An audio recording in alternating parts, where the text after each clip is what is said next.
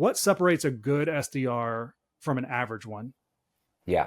Well, I break it down into 5 C's, and this is what we look for when we're looking for SDRs. And by the way, we do not hire new SDRs. We used to a decade ago when it was Mhm. still a very new role and there wasn't any SDRs to go find and source.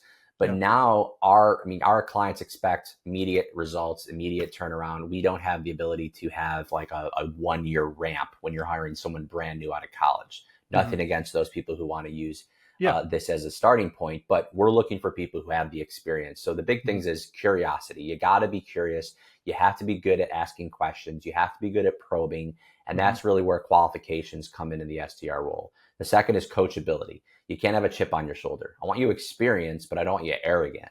So you have to be willing to be coached and trained and mentored. And Mhm. then thirdly, you have to have courage. You have to be willing to call the CEO of a Fortune 500 company.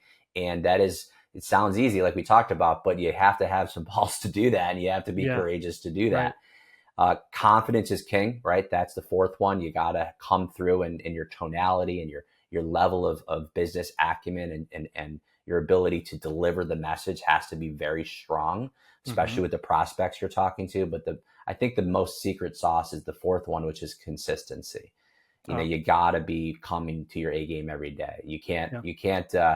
You can't take 2 days off of a week and expect to see the same results, right? This Yeah. is a performance sport. It's Yeah. a contact sport that he or she contacts the most wins typically. And so you have to be on your A game every day. To that last point, do you find that people that come in to fill this role, they either really love that competitiveness or they just aren't about it? Or is there some middle ground?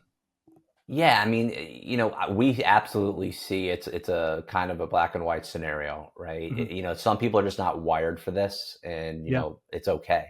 Yeah. I have a cousin who's been working at the same accounting firm since he graduated college, and it's been a couple decades, and he'll probably retire from there. And it's Yeah. very, regiment, and it's Mhm. just not the same environment. In here, Right. it's ever changing, and your performance is it's very competitive, not Mhm. cutthroat, but competitive. Sure. So I look at it as like sports. Are you going to be on the chess team or are you going to be in the football team? Both are things to do, but Yeah. are very strategic and very different type of person. And Yeah. the landscape and the culture of a sales floor is extremely different than you would if you're working, let's say, at a consulting firm.